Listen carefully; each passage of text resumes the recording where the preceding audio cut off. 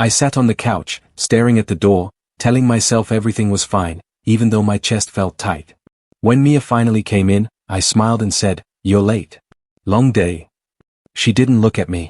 She just whispered, "I'm tired," and walked past like she didn't want to talk. Something in her voice made me sit up. "Mia, did something happen?" I asked. "No, I just want to rest," she muttered. I tried to laugh it off. "You usually tell me everything. Why are you avoiding my eyes?" She didn't answer. She went straight to the bedroom. I sat there confused, thinking, why does she feel so far away from me? When she came back for her charger, her phone lit up on the table. One message. One name. Ethan. My heart dropped. I picked up the phone before I could stop myself. She snatched it from my hand. "Why are you touching my phone?" she snapped. I stood slowly. "Why is Ethan messaging you at night?" "It's nothing," she said too quickly. "Work stuff." "At 10 p.m.? I asked. "Since when do you talk to him alone?" She looked away. "Why are you acting like this?" "Because something's off," I said. "You didn't even say hi to me. You won't look at me.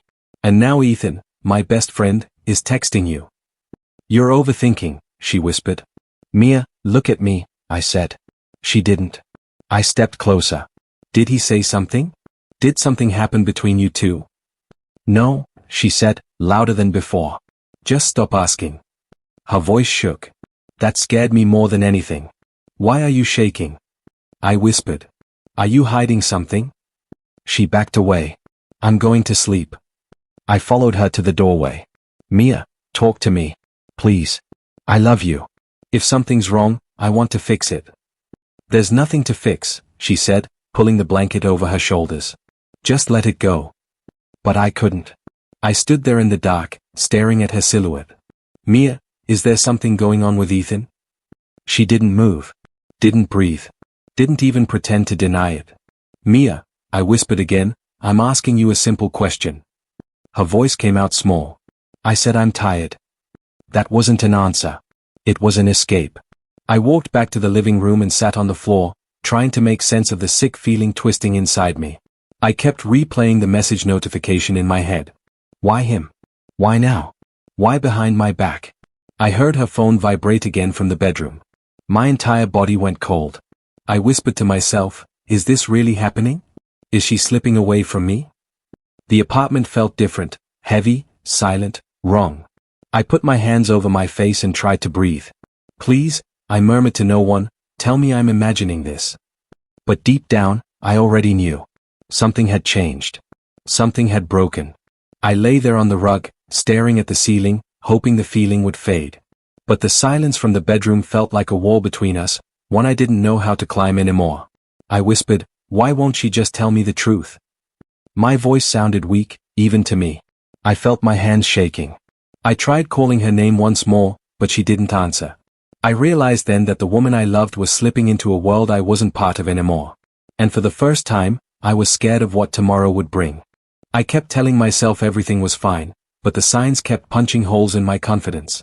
The first morning Mia rushed out, I tried to ignore it. "You're leaving early?" I asked, still half asleep. She didn't meet my eyes. "Yeah, big workload today. Don't wait up tonight." I forced a smile. "All right, be safe." But something in her tone made my stomach tighten. The next day she came home late. I asked, "Rough day?" She hesitated. "Meetings. A lot of them." "Meetings?" I repeated. "Yeah." "Why do you sound like that?" she shot back, suddenly defensive. "I don't sound like anything," I said, even though we both knew I did. That night Ethan ignored my texts about hanging out. When I bumped into him near the parking lot the next day, I said, "Hey, man, didn't see your reply." He laughed too quickly. "Oh, sorry, bro, busy night." "You could have just said so." I know. He scratched his neck, eyes darting everywhere but at me. "Everything good with you?" "Shouldn't I be asking you that?" I asked. He froze for a second. "What do you mean?" "Nothing," I muttered. "Forget it." But the way he swallowed hard told me everything wasn't fine. Later, I brought it up to Leo. "Something's off," I told him. He frowned. "Like what?" "Mia keeps leaving early. Coming home late. Ethan's acting weird. And, I paused. And what? Leo leaned in. That message, I whispered. I can't get it out of my head. Leo sighed. Man, don't do this to yourself yet. You're spiraling. I'm not spiraling, I shot back. I'm noticing things. Everyone has bad weeks. Maybe it's just that. Maybe, I said, but even I didn't believe myself. That evening Mia sat on the couch scrolling through her phone. I sat next to her, pretending to watch TV. When I leaned closer, she tilted the screen away, fast. Why'd you do that? I asked. What? Nothing. No, you moved it. She forced a laugh. Babe, you're being paranoid. Then why hide your phone? She locked it instantly. You're making drama out of nothing. Then show me, I said quietly. She stood up. I'm not doing this. I'm going to bed. Her footsteps echoed like accusations. When she closed the door, I whispered, why won't you just tell me the truth? I barely slept. Every time I closed my eyes, images filled my head, her smiling at a message, Ethan avoiding my gaze, Leo telling me to breathe. But I couldn't. The next morning I tried again. Mia, can we talk? She grabbed her purse. Not now. When? I pressed. I don't know, okay? She exhaled sharply. I'm late. Late for what? She hesitated, then said, work. Don't start again. I stepped back. I'm not trying to fight. Then stop questioning me, she snapped. I watched her leave without another word. At work, Ethan passed by my desk. You good? You tell me, I said. He flinched. Why would you say that? Because you're acting like you're hiding something. I'm not, he insisted. Just tired. Tired, I repeated, letting the word hang. He walked away quickly. By the time I got home, I felt hollow. Mia was in the kitchen texting. When she saw me, she locked her phone again. You okay? She asked. I don't know, I answered honestly. Do you? She opened her mouth but said nothing. That silence hurt more than any lie. That night, lying in the dark, I finally admitted it to myself. The cracks were real. And something ugly, something terrifying, was growing inside me. Fear. I held the lunch bag in my hand as I walked down the hallway, feeling stupidly excited. She's going to love this, I whispered to myself, trying to ignore the fact that things had felt off for weeks. I kept telling myself this would help fix whatever invisible distance had formed. When I reached her door, I knocked once and pushed it open with a grin. Mia, My words died. Ethan stood inside. His hand was wrapped around hers. Their bodies were close, too close. Their faces hovered inches apart, like a single breath would have closed the gap completely. What is this? I asked, my voice cracking as the lunch bag slipped from my fingers and hit the floor with a dull thud. Mia jerked back so fast she almost stumbled. I can explain, she whispered, her eyes wide like she'd been caught stealing. Ethan didn't even try to move. He just stared at the floor, like looking at me would burn him. Explain? I said, stepping inside and kicking the door shut. Go on. Please. Explain why my best friend is holding my girlfriend like that. Mason, it's not what you think, Mia said, but her voice was shaking, and she refused to meet my eyes. So what is it then? I snapped. Tell me. Because from where I'm standing, it looks like you two were about to kiss. Mason, Ethan finally murmured, I'm sorry. Sorry? I repeated, laughing even though nothing about this was remotely funny. Sorry for what? Practicing breathing on each other? Holding hands for emotional support? What exactly are you sorry for? Mason, stop, Mia pleaded. You're hurt, and I get that, but attacking us won't help. Hurt? I said, pointing at them. You think I'm hurt? No. I'm confused. I'm standing here, begging you to give me one real sentence that makes sense. Ethan whispered, it just happened. I stared at him. It just happened, I repeated slowly. So you accidentally held her hand? Accidentally leaned in? Accidentally betrayed me? Mason, please, Mia said again, her eyes glossy. We didn't mean for this to happen. Then why was it happening? I asked. Why were you two standing so close? Why didn't you pull away the moment he touched you? Mason, I don't know, she whispered. You don't know? I said, feeling my throat tighten. You don't know why you were leaning in to kiss someone who isn't me? She covered her face with her hands. I'm so sorry. I turned to Ethan. You are my brother. My family. Out of everyone in the world, you were supposed to be the one person I never had to worry about. He finally looked up, guilt carving every line on his face. I messed up. No, I said, my chest burning. You didn't mess up. Dropping a glass is messing up. Forgetting a birthday is messing up. This? I pointed between them. This is betrayal. Mason, Mia whispered, reaching out. I stepped back. Don't touch me. She froze, her hand trembling midair. I felt everything inside me collapse at once, anger, shock, disbelief, heartbreak, all swirling together until breathing felt impossible. Why? I asked again, but softer this time. Please, why? She shook her head helplessly. I don't have an answer. You always have answers, I said. About everything. But not this? Not the one thing that destroyed me. Ethan moved toward me. Let me talk. No, I snapped. You don't talk. You already said everything when you stood there holding her. He stepped back, defeated. I grabbed the lunch bag from the floor even though it was crushed. I came here to surprise you, I said to Mia. I wanted to fix things. I thought I was the problem. Mason, you're not, she whispered. Yeah, I said quietly. I'm starting to see that. I opened the door. Mason, please don't go like this, she called after me. I didn't turn around. I think the person I used to be already died in that room. And then I walked out. I kept hearing Mia's voice in my head, even when she wasn't calling. Mason, please talk to me, she had said the last time I picked up. I remembered how I stayed silent, gripping the phone like it was choking me. Tonight, when it rang again, I let it buzz until the screen went dark. Hannah knocked on my door. Open up. You haven't eaten in 2 days. I'm fine, I muttered from the floor, even though I knew I looked nothing like fine. You don't sound fine, she said. Let me in. I pulled myself up and cracked the door. She stepped inside, looking around at the mess. Mason, what happened to you?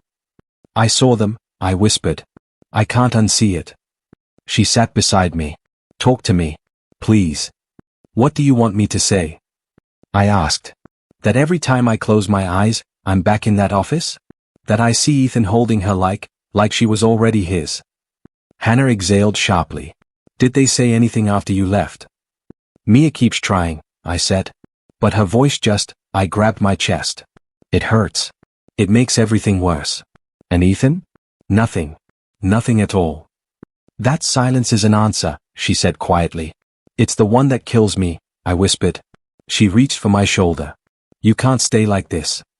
Yes, I can, I said. It's the only thing I seem to be good at right now. She frowned. Don't do that. Don't blame yourself. I should have seen it, I said. All the signs were there. The lies. The distance. The way he stopped hanging out. I should have known. No, she said firmly. People who love don't look for betrayal. They look for reasons to trust. I shook my head. Trust ruined me. And isolating yourself will ruin you more. I stood and walked to the window, staring at the streetlights. Do you know what hurts the most?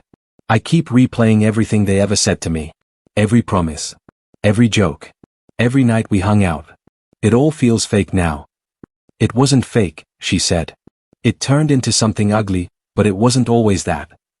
I don't know, I whispered. I don't know what was real. I feel like my whole life cracked open. Hannah walked toward me. Let me get you something to eat. I said I'm not hungry. Well, I'm not leaving, she said. So you can either eat, or listen to me lecture you until sunrise. I sighed. Can you just sit with me? She sat on the floor beside me. Of course. For a moment, neither of us spoke. The silence wasn't heavy like before. It was breathable. Then my phone buzzed again. Mia. Hannah glanced at it. Do you want me to answer? No, I said quickly. I can't hear her right now. Then block her. I can't, I whispered. If I block her, it feels like admitting it's really over. It is over, she said gently. My throat tightened. I don't know who I am without her. Without them. You're still you, she said. Just hurt. I leaned my head back against the wall. It feels like rock bottom. She nudged my arm. Then the only direction left is up. I didn't answer. I just stared at the ceiling and whispered, I don't feel like I have anything left. Hannah squeezed my hand. Then borrow my strength until you find yours again. For the first time in days, I didn't pull away. I heard the knocking long before I opened the door, but when I finally pulled it open, Mia stumbled inside with her eyes red and swollen. Please, don't shut me out, she whispered, wiping her cheeks. I need to talk to you. I closed the door without answering. Say what you came to say. She swallowed hard. I'm sorry. I'm so sorry. I never meant for any of this to happen. It just. Don't say it just happened, I snapped, feeling my stomach twist. You don't accidentally betray someone. You make choices. I didn't choose him, she insisted, voice cracking. It was a mistake, a horrible, stupid moment. I laughed, bitter and humorless. A moment? Then why couldn't you look me in the eye when I asked when it started? Her shoulders sank. She stared at the floor like it had all the answers she couldn't say out loud. That silence was enough. Right, I said quietly. So it wasn't just a moment. It was more. I didn't mean to hurt you, she whispered. Yet you did, I replied. And the worst part? You knew what you were doing while I was busy loving you. She covered her mouth as another sob escaped. I hated myself every day. I swear to you, I tried to stop it. But you didn't, I said sharply. And that tells me everything. She stepped closer. I want to fix this. I want to fix us. There is no us right now, I said, shaking my head. You want to fix your guilt, not what you broke. That's not true, she cried. Then why do your words feel empty? I asked. Why does every apology sound like you're trying to convince yourself, not me? She reached for my arm, but I stepped back. Please, she whispered. I miss you. I miss what we were. What we were is gone, I said. You made sure of that. Her tears fell harder. I still love you. Love? I repeated softly. If you loved me, you wouldn't have touched him. You wouldn't have let him get close. You wouldn't have lied to my face. I was confused, she said. No, I replied. You were selfish. She flinched like I slapped her. I know, she whispered. I know I ruined everything. But I'm begging you, give me another chance. I stared at her, this woman I once trusted with every part of me, and felt something unfamiliar settle in my chest. Strength. I gave you everything already, I said.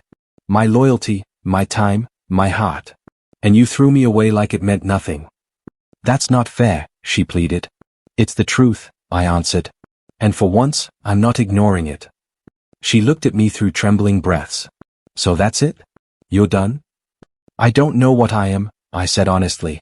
I don't know what comes next. But I do know one thing. She waited, eyes desperate. I'm not the same man you walked all over, I said. And I never will be again. Her face crumbled. Please. No, I said, finally steady. Your apology changes nothing. She broke down, but I didn't reach for her. I couldn't. Not anymore that I was still drowning in the wreckage of everything when Leo barged into my apartment and looked around like he had walked into a disaster movie. Get up, he said, pointing toward me like I'd been caught breaking a law. You're not staying like this. I'm fine, I muttered, even though I wasn't. You're not, he shot back.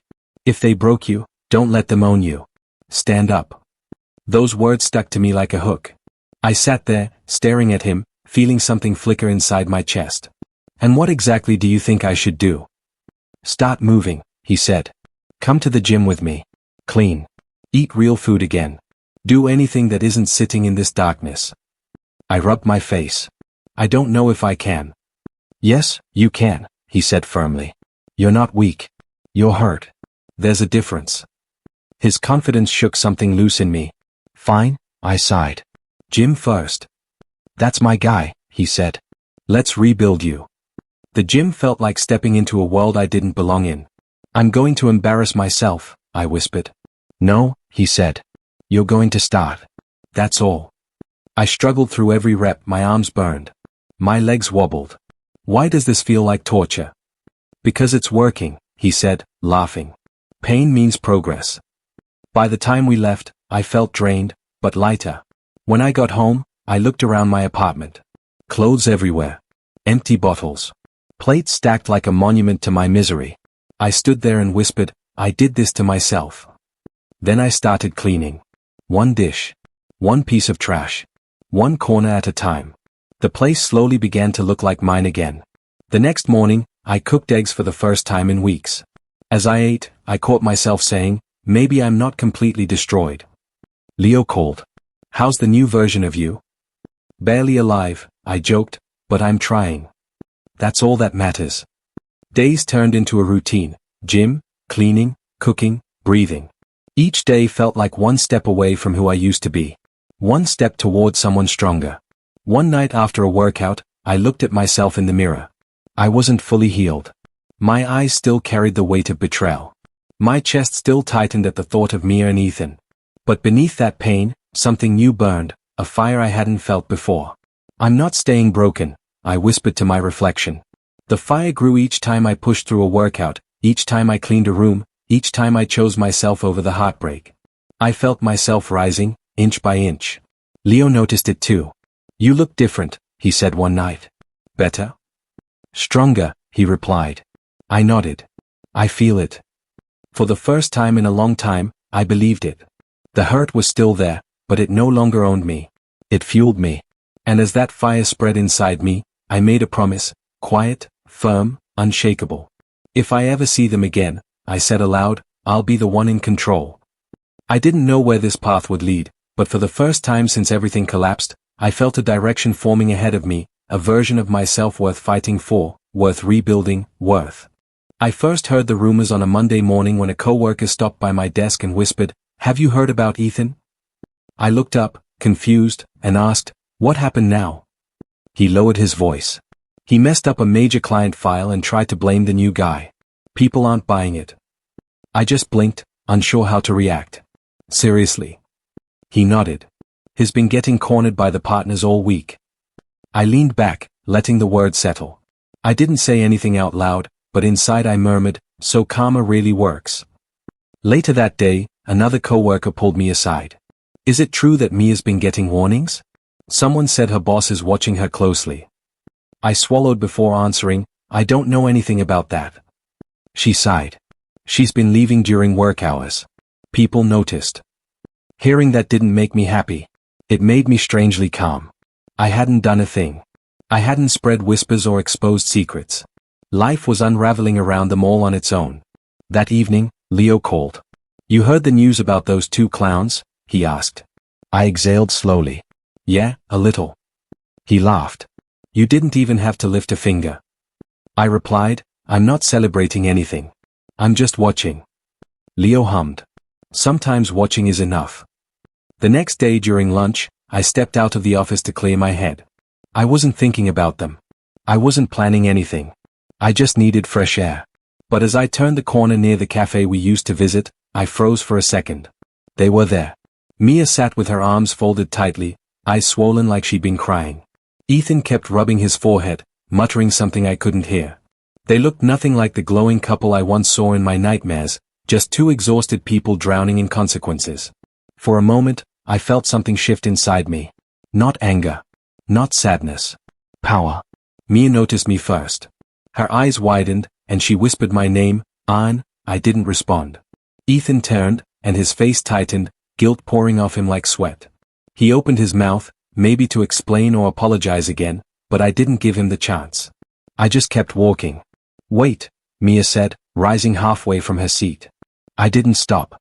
I didn't even look back. Every step felt like reclaiming another piece of myself. Behind me, I heard her voice crack. Please, just talk to me. Ethan muttered something sharp, probably asking her to sit down. I didn't care enough to listen.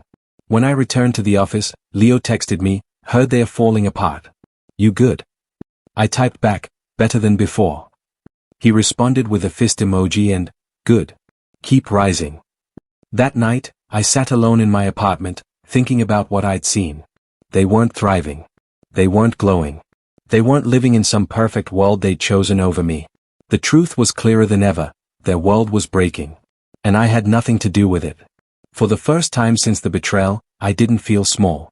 I didn't feel defeated. They did. And seeing that didn't make me cruel.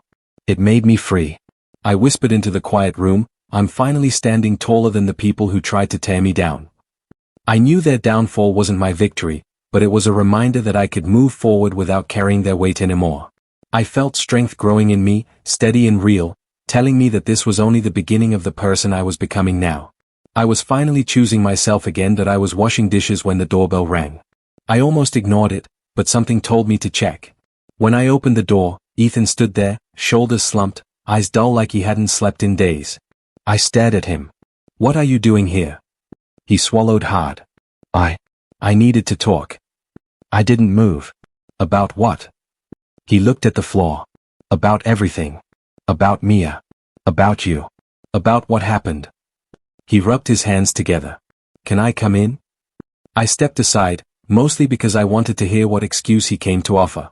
He walked in slowly, like my apartment was a courtroom. He turned to me. "I didn't want to steal her." I raised an eyebrow. "Then what did you want?" He winced. "I fell for her. I didn't plan it. I swear I didn't wake up thinking I'd hurt you." I crossed my arms. "You didn't steal anything, Ethan." His eyes snapped to mine. "She gave herself away. You just caught what was already slipping." He sank onto the couch. "I know I messed up. I know I betrayed you. He inhaled shakily. "I don't want to lose you forever. You're my best friend." Hearing that almost made me laugh, but something inside me stayed cold. "You want to fix things?" I asked. He nodded quickly. "Yeah. If we could just talk, maybe?" That's when I laughed. A short, sharp, humorless sound I barely recognized. "Fix things? Ethan, you made your choice. Now you live with it." He flinched like I'd slapped him. "I didn't mean for it to go this way." I sat across from him. "You did, though. You both did. Every time you answered her texts. Every time you met her behind my back. Every time you lied to my face." His voice cracked. "I wish I could undo it." I shook my head. "I don't." He looked confused, so I continued, "Because I don't want to go back to who I was. That guy trusted the wrong people. That guy ignored the signs. I'm not him anymore." He covered his face with his hands. "I hate this. I hate what I did." For the first time, I really looked at him, messy hair, hollow eyes, trembling hands. He wasn't the confident guy who used to brag about everything. He was broken. But I felt nothing. No anger. No pity. Just emptiness. He looked up again. "So what now? We're done?" I stood. "We were done the moment you chose her over our friendship." He swallowed hard. "I didn't choose her. You chose yourself," I cut in. "And now I'm choosing myself, too." He slowly rose to his feet. "I'm sorry," he whispered. I nodded once. "I know. But your apology isn't something I need anymore." His eyes reddened. "Then what do you need?" "My own life back." He didn't say another word. He walked to the door, opened it, and paused like he wanted to turn around. But he didn't. When the door closed behind him, the silence felt different. Lighter. For the first time, I didn't feel chained to their guilt. I felt free. Work became the first place where I noticed the change. My manager, Ravi, stopped by my desk one afternoon and said, "Ayn, that project you're working on, nobody else wants to touch it. Think you can handle it?" I looked up and replied, "Yeah. Give it to me." He raised an eyebrow. "You sure?" "For once," I said, "I'm sure about something." 2 weeks later, he walked into my office with a grin. "You did it," he said. "This is impressive work. You saved us." I blinked, stunned. "Seriously?" "Seriously," he laughed. "Congratulations. You're getting the promotion." I leaned back in my chair. "Thank you, Ravi." He patted my shoulder. "No. You earned it." When I got home, Hannah nearly dropped the groceries she was carrying. "You got promoted," she screamed. I chuckled. "Yeah. Today." She ran over and hugged me. "Finally. I was worried for months. But look at you now." I smiled. "I'm trying." She cupped my face dramatically. "No, you're doing." Leo called minutes later. "Bro, I heard the news," he said. "You finally look alive." "What does that even mean?" I asked. "It means you're not walking around like a ghost anymore," he said. "You sound lighter." "Maybe I am," I admitted. He hummed. "Keep going, man. Don't slow down." A week later, I did something I never expected. I joined a local photography group. I'd always liked taking pictures, but I never had the courage to share them. On the first day, the group leader introduced everyone. "That's Lena," he said, pointing at a woman arranging her camera lenses. She looked up and offered a small, warm smile. "Hi," she said softly. "Hey," I replied, a bit awkward. "And that's Omar," the leader continued. Omar grinned. "If your photos suck, don't worry. Mine suck worse." I laughed. "Good to know." During the break, Lena approached me. "You're new, right?" she asked. "Yeah," I said. "First time here." She nodded. "Don't worry. Everyone here is nice. And if you ever need help with editing, I can show you some tricks." "Thanks," I said. "I might take you up on that." Omar slid into the conversation. "Don't listen to her. She edits like she's repainting the whole sky." Lena rolled her eyes. "Ignore him." I smiled, listening to them banter. It felt normal, comfortable, safe. No one knew what happened to me. No one looked at me with pity. No one treated me like I was a cracked piece of glass. For once, I wasn't defined by the pain. As we wrapped up the meeting, Lena asked, "So what kind of photos do you take?" "City shots," I said. "People. Moments." She nodded. "That suits you." I tilted my head. "Why's that?" She shrugged. "You look like someone who sees things deeply." Her words caught me off guard. "Maybe I do," I said. Walking home later, I felt something shift inside me, not the heavy weight I was used to, but something brighter. A spark. I whispered to myself, I'm becoming someone new. Someone stronger. Calmer. Wiser. I wasn't who I used to be. And I wasn't the broken version of myself either. I was something in between, something still forming, still learning, still rising. And it felt good that I was leaving the photography club when I saw her, Mia. She was standing near the curb, hands twisted nervously, eyes scanning the street like she didn't know where she belonged. "Mia?" I said, stopping in my tracks. She froze, then slowly looked up. Her face was pale, her eyes red and tired. "Ein," she whispered. I stayed silent. Something about the way she stood there felt different. Vulnerable. Broken. I need to talk to you," she said, voice shaking. "Please." I raised an eyebrow. "Talk about what?" She took a shaky step forward. "Ethan, our relationship fell apart. I've realized everything. I miss you. I need you. I want another chance." Hearing that used to make my chest lift, make me run to her. But now, it felt hollow. Empty. "I'm not your backup plan, Mia," I said quietly. Her lips trembled. I made the worst mistake of my life. I know it.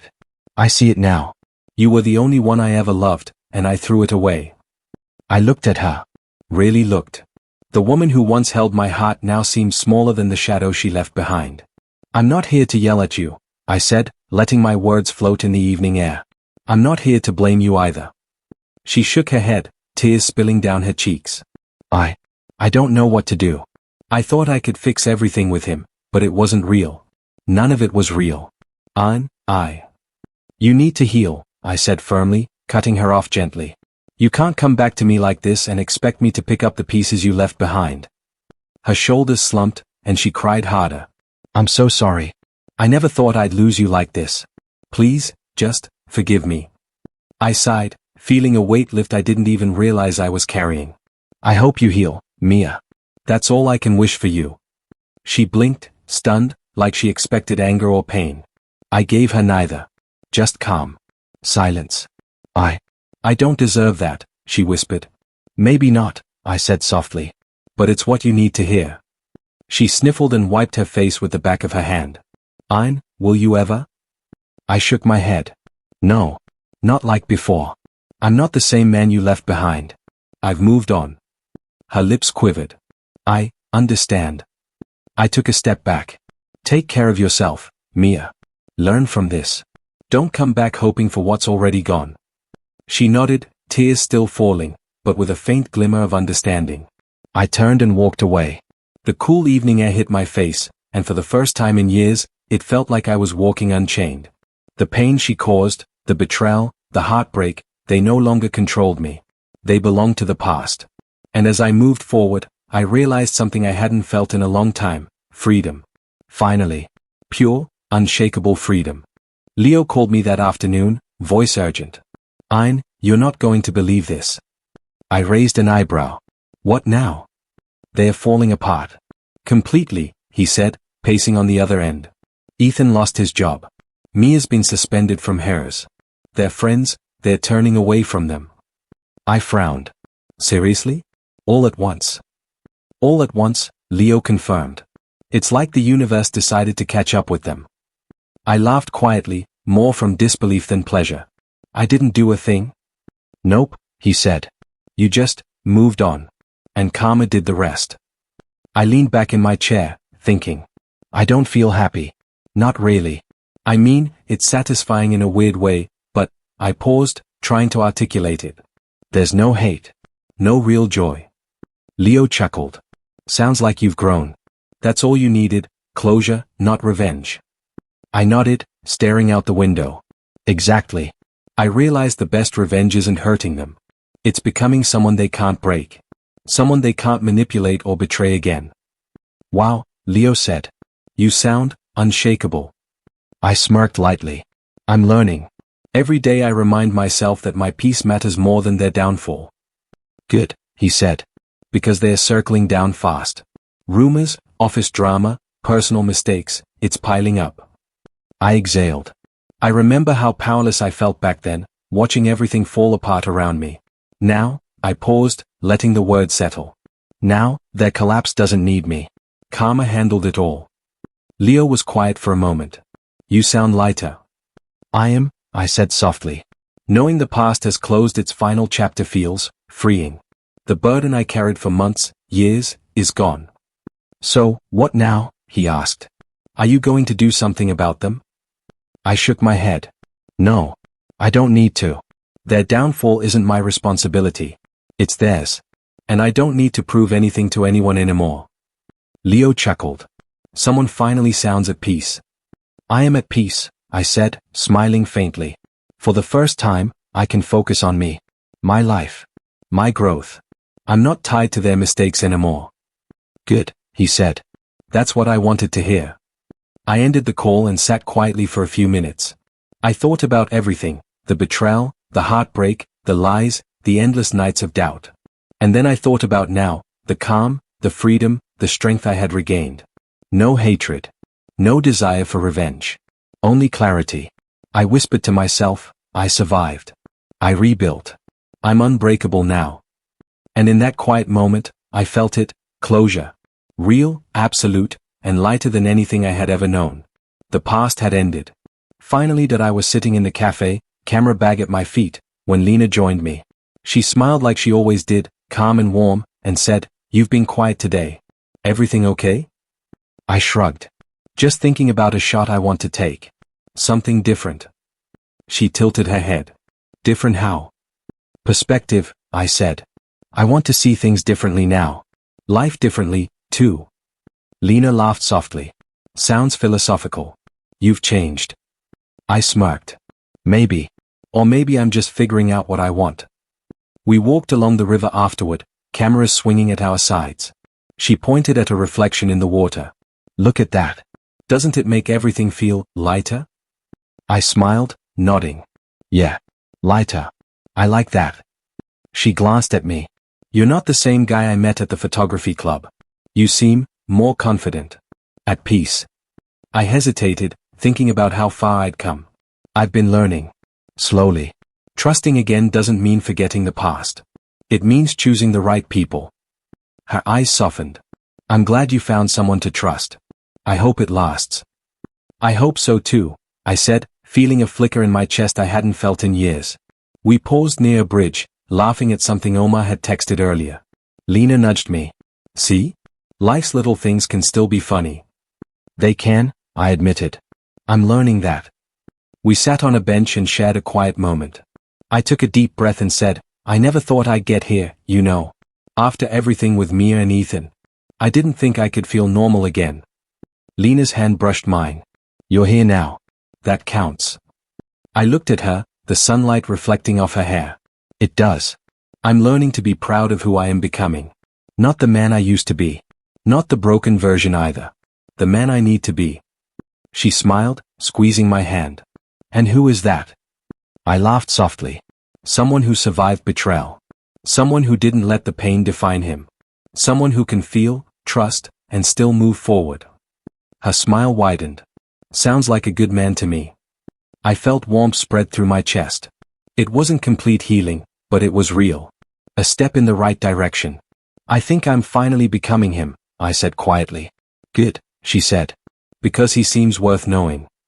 I looked out at the water again, calm and endless. For the first time in a long time, I felt steady. I wasn't rushing to fix the past. I wasn't clinging to what hurt me. I was here. I was growing. I was alive. And in that moment, I knew, I was finally proud of the man I was becoming. Strong. Steady. Unbreakable. I stood at the cliffside, camera in hand, the wind tugging at my hair and clothes. The sun was setting, painting the sky with colors I hadn't noticed in years. Lena's voice echoed in my mind from our last photo walk. See? Life's little things can still be funny. I chuckled quietly to myself, feeling a warmth that wasn't there before. I whispered to no one, thank you. Not to Mia. Not to Ethan. Not even to Leo. To me. To the version of myself who survived, who rebuilt, who refused to be broken. I raised the camera, framing the horizon. Perfect shot, I muttered, snapping the picture. I kept taking photos, letting the wind carry away the last pieces of sadness I had carried for months, years.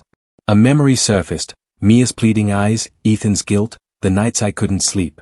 I shook my head, letting the air strip away the weight. Not anymore, I whispered. I lowered the camera and spoke out loud this time, as if the cliff itself could hear me. I survived. I grew. I'm stronger than I ever imagined. I thought about everything that happened. The betrayal that had almost destroyed me, the heartbreak that had almost defined me. And now? Now it was a lesson, not a wound. I looked at the horizon again, feeling the sun's warmth on my face. I didn't need revenge, I said softly. Life gave them their lessons. My victory isn't loud, isn't angry. It's quiet. It's peace. It's control. I lowered my voice further. I didn't take everything from her. Life did. And I took everything back for me. The wind howled around me, carrying the echoes of the past and the promise of the future. I smiled faintly. I'm not defined by heartbreak. I'm defined by strength. By survival.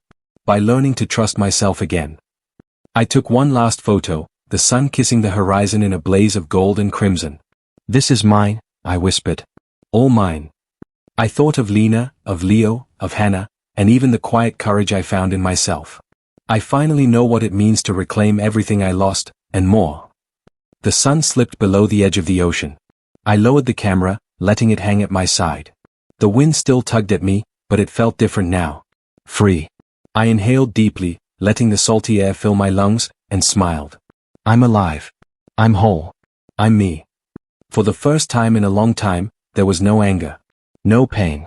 No desire to look back. Only strength. Only peace. My silent victory.